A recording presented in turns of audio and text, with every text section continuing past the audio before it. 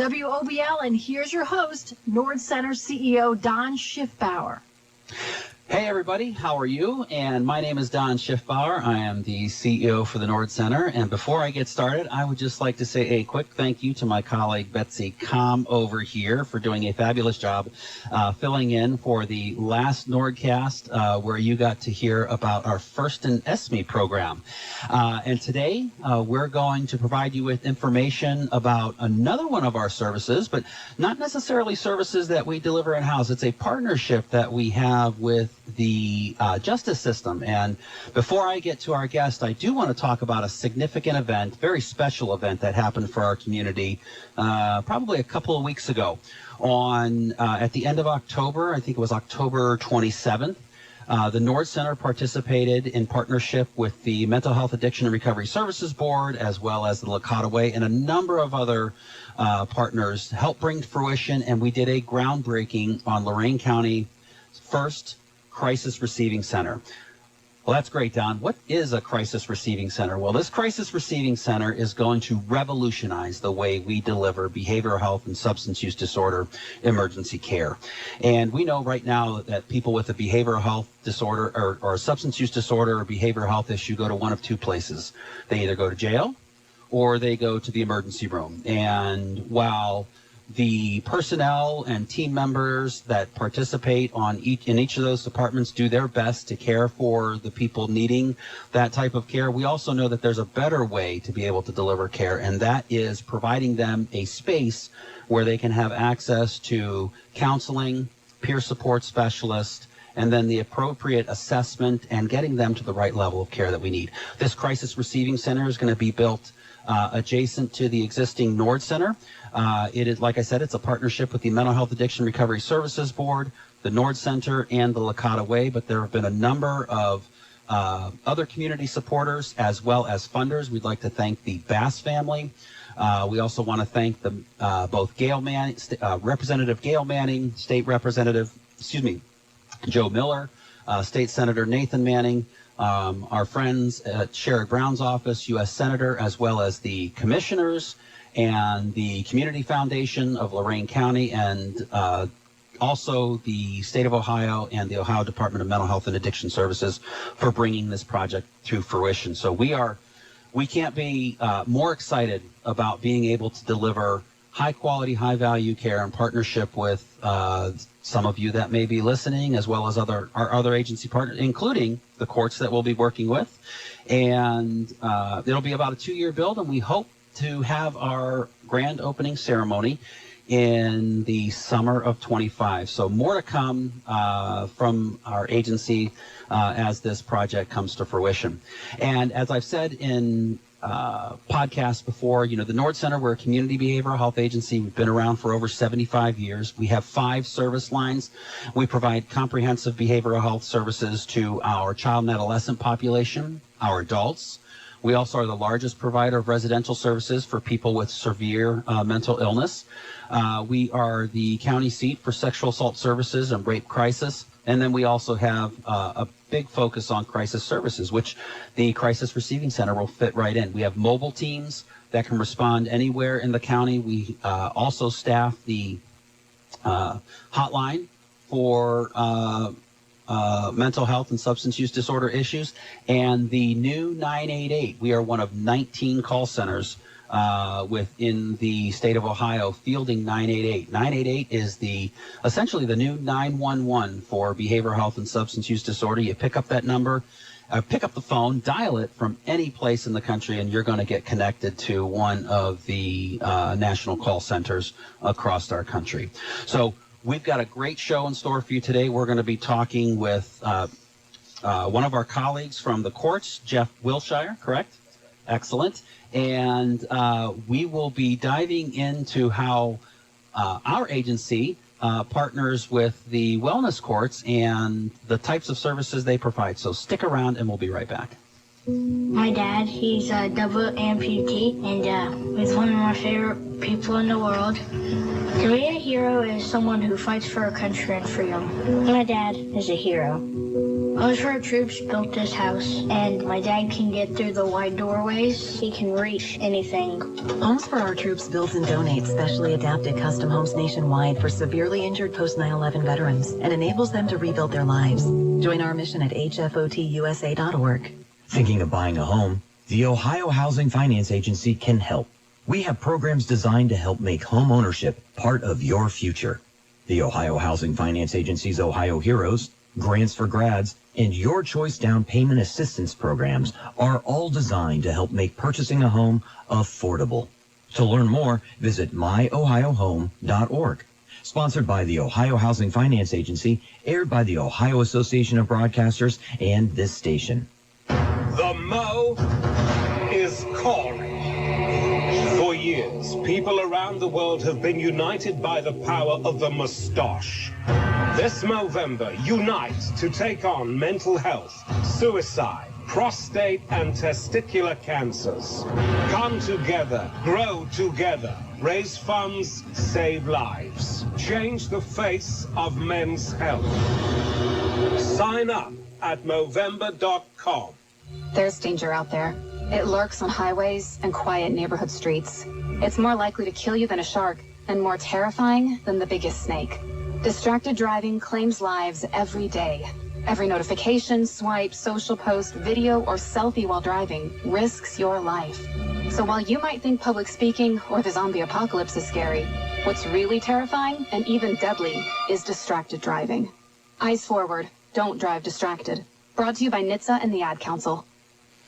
All right, everybody, and we are back, and with me today is Jeff Wilshire, and I will let him talk about his role here shortly. But today we're going to be talking about Wellness Court. And first of all, we're going to talk to you about what is Wellness Court, who do they serve both directly and indirectly.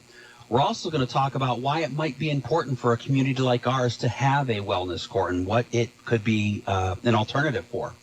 And beyond the individual themselves, how does our community benefit from Wellness Court? So we are delighted to have Probation Officer Jeff Wilshire with me here today to help sort this out.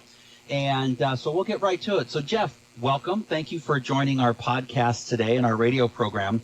And we're looking forward to talking to you. But first, would you please, for our audience that's listening and the podcast viewers that may be viewing later, tell us a little bit about yourself, your role, how long you've been in your position, and what you do. Yeah, and thanks for having me, Don. No problem. So, as you said, my name is Jeff Wilshire. Right now, I serve as the Wellness Court Coordinator for Lorain County.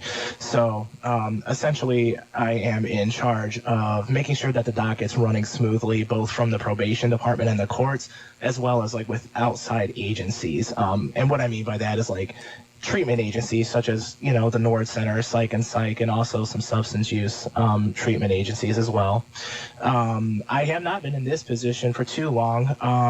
I received a promotion back in July of this year. Congratulations. Thank you. However, I have been a probation officer for a period of 8 years prior to this. So I, do have the experience and the knowledge in order to run this docket. And prior to that, I was actually a mental health caseworker, so that's kind of how I got the idea to move forward with this. Wow. So you bring also with you to this position a background in mental health. So and I can't wait to hear more about Wellness Court as we get further into our program. But you said the word docket a couple times. So for those people that may not, when you talk about a docket, what do you mean? Yeah, so essentially a docket is a judge's caseload in the criminal system. So when somebody gets arrested and they have to go in front of a judge, it starts a docket when they're officially charged with something, and that's how the process goes through.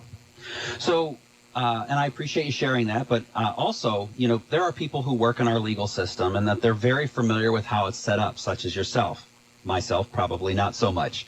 But many, like I said, many of the rest of us aren't. So first, can you set the stage? Like, where is the Wellness Court in the court system? What type of court is it? And what types of cases come before it? Yeah, absolutely. So one thing to remember about Wellness Court is we are a criminal court.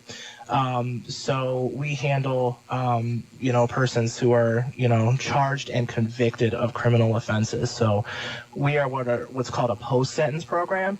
So in order for someone to be able to participate in the program, they have to have been sentenced.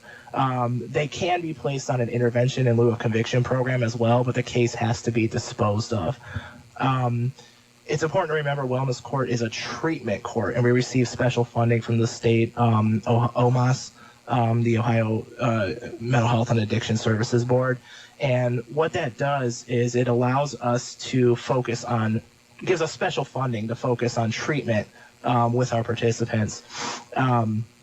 That's designed to kind of like eliminate any barriers they have to success while going through the program. So we know so what I heard is that it's a court, and people have to be convicted of a criminal charge. So can you tell our listeners a little bit about, all right, so a person's been convicted of a criminal charge. How does Wellness Court even get to be an option for people with these circumstances? Yeah. So in order to be an option, a person has to have a severe and persistent mental illness. And that's identified through multiple different ways throughout the process. We work with people even starting in a pre-trial phase of the case, meaning they haven't been convicted or pled to anything yet, but we get referrals from all over the place, mostly from within the justice system, because more people are aware of it in the justice system, right? But we have, judges will start to notice that people might be struggling with a mental health issue. The jail gives us a lot of referrals, so they have a behavioral unit in the jail, and if they know somebody's going through the process, they'll kind of contact me and I'll start to look into it. But from all over the community, we get referrals. And in order to be eligible, you have to have one of about 5 or 6 severe or persistent mental health diagnoses. So what we do is we check to make sure that they do have one of those. And if they don't have a diagnosis, but we're noticing signs and symptoms of mental illness, we'll make sure that we link them to an assessment with one of our providers that we work with. Yeah, and I appreciate you sharing that referrals are coming from, agencies around the community. And I also am picking up that, the fact that somebody might have a criminal conviction or a propensity towards criminal behavior might be tied to an underlying behavioral health issue that could be addressed if you get the right resources involved. So you talked about the size. You talked about the docket. How big is the Wellness Court docket? Does it ebb and flow in terms of the number of cases? What's the max number of cases that are on the docket versus the, low tide, if you will? Yeah, so it does tend to ebb and flow. Right now, we have room for about 40 different participants in our docket. And I do want to say that I use the term participant because our program is voluntary. So at the end of the day, when somebody, gets a conviction, the participant themselves has to sign up for our program, as once we go over it with them. But, so the Wellness Court it's not forced on anybody. There needs to be a willingness to participate. There has to be a willingness. That's correct. And so, like I said, we have about room for about 40, and it ebbs and flows. Right now, we're sitting at around like 20 participants. And that seems to be the average, because whatever various reasons, people graduate or they end up being unsuccessfully discharged. So we sit around about 20. Great. Well, I'll tell you what, we're going to take a quick break, but when we come back, we've talked a lot about how people get involved in Wellness Court. Now we're going to talk about the benefits of Wellness Court and what people can give people an appreciation of what happens during that process. So don't go away. We'll be right back. For nearly 2,000 severely injured veterans, everyday life has become filled with barriers. So we build specially adapted homes at Homes for Our Troops. And thanks to our donors and supporters, this life-changing gift of freedom is provided mortgage-free to these veterans. But we need you to join us, too, in completing this important mission. Please visit hfotusa.org and help build homes and rebuild lives. Thinking of buying a home? The Ohio Housing Finance Agency can help. We have programs designed to help make home ownership part of your future. The Ohio Housing Finance Agency's Ohio Heroes, Grants for Grads, and Your Choice Down Payment Assistance programs are all designed to help make purchasing a home affordable. To learn more, visit myohiohome.org. Sponsored by the Ohio Housing Finance Agency, aired by the Ohio Association of Broadcasters and this station. There's danger out there. It lurks on highways and quiet neighborhood streets. It's more likely to kill you than a shark, and more terrifying than the biggest snake.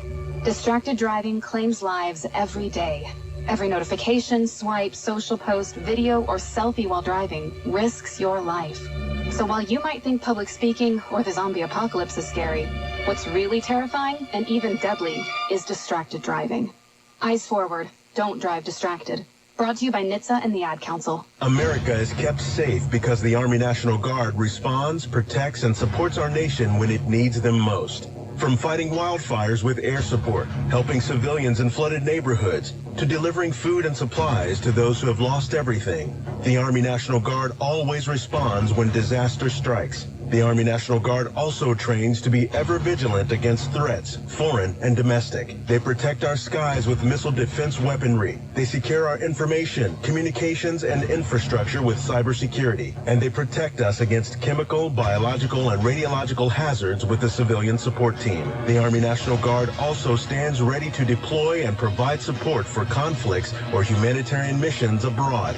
Join the Army National Guard and be there to respond, protect, and support your community and your country. Visit NationalGuard.com to learn more about part-time service. Sponsored by the Ohio Army National Guard. Aired by the Ohio Association of Broadcasters and this station. All right, everybody, I'm back here with Jeff Wilshire from the Lorain County Wellness Court. And in our previous segment, you heard about what Wellness Court is, how it might be appropriate for some people that have had criminal charges brought to them and have been convicted. But one of the things I wanted to talk about quickly, Jeff, is you talked about it is a volunteer program. And I think sometimes people, whether it's physical health issues or mental health issues, they think that we can force somebody to go see a cardiologist, force somebody to go see a therapist or a psychiatrist. One, legally we can't do that. And two, we also know that there's a benefit to having somebody seeking that care voluntarily. And would you tell us a little bit why Wellness Court is not too dissimilar from those? Yeah, so, one of the biggest components about Wellness Court is the fact that it is a treatment court. So at the very beginning, if somebody's referred to the program or they're considering Wellness Court, we want to make sure, first and foremost, that they understand that while, they are going to be offered an opportunity to have, a lot of treatment, that it's not really an easy way out because the person in question is still on a community control sanction or probation. So we do hold them accountable for, attending those appointments regularly. And what it does essentially is it makes mental health treatment a component of their probation. Mm-hmm. Yeah, and just like, in the physical medicine space where you see your primary care doctor, but you may be getting some type of outpatient therapy, physical therapy. So it is meant to be a treatment that when partnered with other aspects can help somebody be successful. Well, that's great information. So I want you to take just a couple of minutes and walk us through, all right, we know how people get into Wellness Court, but what's the process like once they're in Wellness Court? And when I say in Wellness Court, I'm not actually talking about a brick and mortar courtroom, like, hey, this is what the inside of a courtroom looks like. But walk me through that process from the time they enter the program to the time that and I think it's graduate, correct? It's graduate, yes. Yeah, so once a person enters Wellness Court, they go through what we call phases, and Wellness Court is a 4-phase program, and it's designed to start at the beginning of treatment until we can kind of, I guess I would say, pull the training wheels off to have someone, live a successful life and hopefully manage their symptoms better. But in phase 1, it's called the stabilization phase. So this is where we get a client and we assign them with a treatment team. And the client always has a choice on which agency they want to work for. We work with 2 mental health agencies in the community, the Nord Center here, and we also work with Psych and Psych. Mm-hmm. So once they make that choice, we assign them with a treatment team. And then the client will get a case manager who will work with them for their treatment needs throughout the program. And that case manager also represents them at a table every week where we staff and talk about these cases in case there are any issues. After phase one, where they get kind of more stabilized and they get their appointments, they move on to the treatment phase, which lasts about 90 days or so. And the treatment phase is where we focus on just that. We focus on the treatment. So this is where they're going to be doing individual counseling. They're going to be going to any substance use disorder treatment. They're going to be going to, any groups in the Nord Center, like any therapy sessions. After we do the treatment phase, they move on to the reintegration phase. And this is where we focus on working on clients' other goals. So this can include like finding a job, going to school. It could be, we get clients from all over, so everybody has different goals. But and then we move on to phase 4, which is the maintenance phase. And this is where we as a team take a look at what we've done with the person, and we just supervise them like they're on probation. And while we still do intervene, hopefully at this point, they're at a point where they've made a lot of progress. They're maintaining it, and then we work toward a graduation where they successfully complete. And I've had the opportunity to attend a couple of those graduations, and I'll tell you, it is I'm sure it's very rewarding for the participant or person that is graduating, but as an agency that participates in the care delivery and the process of a wellness court, it lets us know that we're doing the right thing. Do you find that there's a lot of resources provided up front when they initially get into wellness court, and then as things become a little bit more comfortable or familiar, that you talked, I think the phrase used was taking the training wheels off, and I envision, slowly you're letting go of the person, and they're able to get to that maintenance phase where they're able to maintain it on their own. Because if only being in there 90 days, it's not like wellness court's going to be around for them indefinitely. The goal is to get them where they're able to get back to what their baseline was and be able to be successful with their treatment, coping, and therapy on their own. Yeah, absolutely. So the entire program itself is designed to last about a year, right? So each phase is around 90 days or so. Each phase is 90 days, not the entire wellness court. Yeah, okay, each great. phase. That's great clarification, everybody. But it can go, longer than that if we start to see a need. Okay. But yeah, I would definitely say that some of the services and stuff are, they can be front loaded, because in the beginning, this is typically where somebody has just come off an arrest, they've gotten convicted of a crime, and they're not in the most stable part of their life, right? So we do get, funding that regular probation doesn't get, that allows us to kind of remove barriers for treatment. We're able to help, pay for stuff like transportation, and we're able to help people get housing. Like sometimes we can pay for like first month's rent or security deposits, things like that. So yeah, I would definitely say so. And a lot of times, if somebody doesn't have insurance, what we'll do is we'll still link them with an outside agency, get their assessments, start the services, and we'll actually front the costs until they're able to get insurance. So you're taking care of the whole person regardless of what situations they may be bringing with them. That's really good.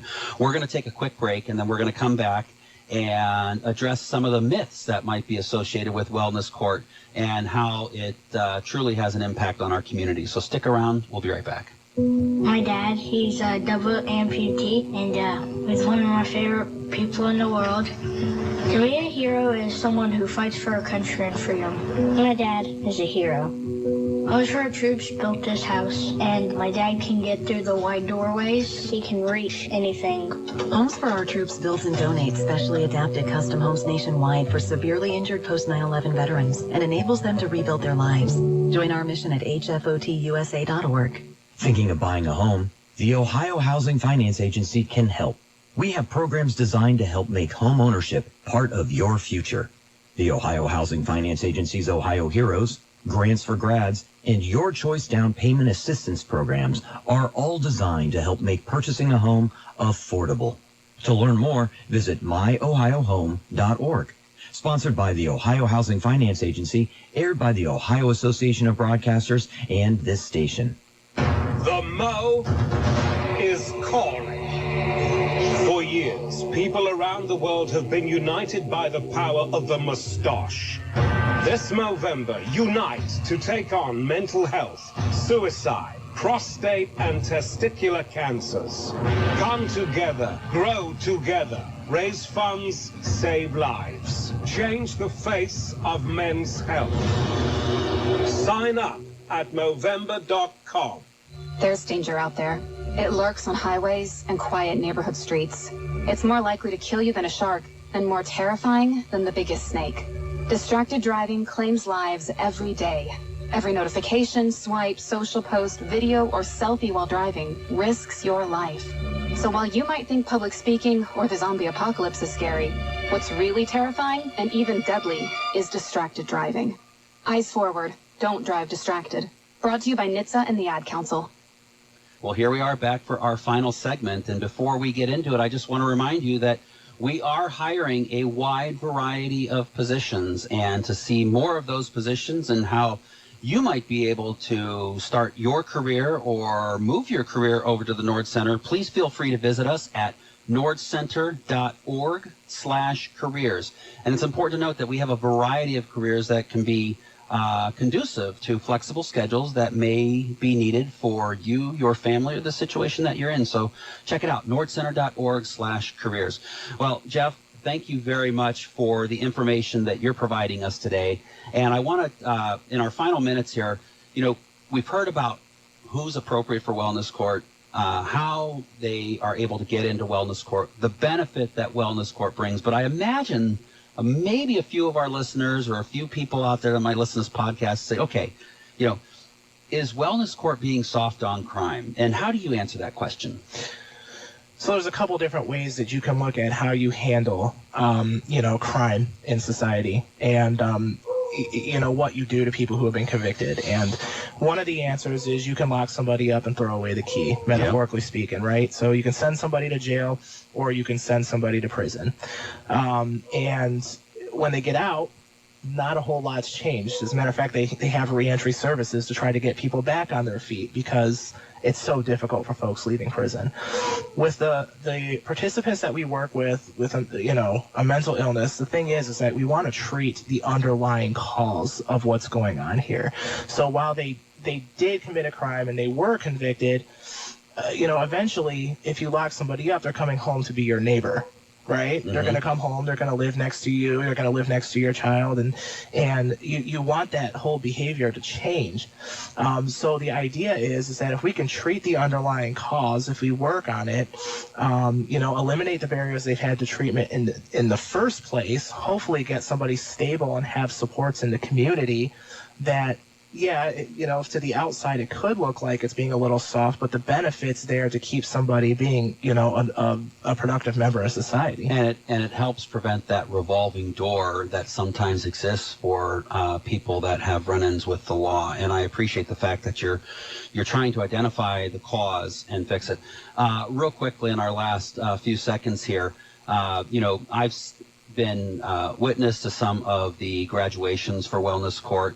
But in your experience there, can you tell us about a success story that resonates in particular for you? Yeah, I got a few examples of success stories. So, we've recently had a participant that had some significant challenges for quite a period of time. But once they found a treatment that was actually working for them, they ended up getting a full-time managerial position. That was new. And so they're in charge of, a lot, and they're doing really well. We also had somebody that, also went through a tough time, and we had to use a correctional program and confine them for a little bit. But during that, they were able to get their GED when they otherwise might not have. And after that, they ended up enrolling full-time in college at Lorain County Community College and have been doing well in classes. So, we do have a lot of success stories. We also had an individual who, didn't speak English very well, end up getting enrolled in English classes with the help of, his treatment team, and he left being able to communicate more effectively and, advocate for himself. Yeah, and those are just 3 success stories from Wellness Court, and I'm sure that there's many more that have happened and many more that will happen. Jeff, I want to thank you for joining us today. It's been informational for me. I'm sure it's been informational for our audience out there. And I want to thank you, the listeners, for participating and listening to us today. At the Nord Center, we are focused on engaging our community through the promotion of mental well-being, through prevention, treatment, and advocacy. We welcome our partnership with Jeff and his team over at the Wellness Court, and we look forward to speaking with you next month. Thank you very much. We'll talk to you soon. The proceeding was a paid informational program. The views and opinions expressed were not necessarily those of the staff, management, or advertisers of WOBL Radio.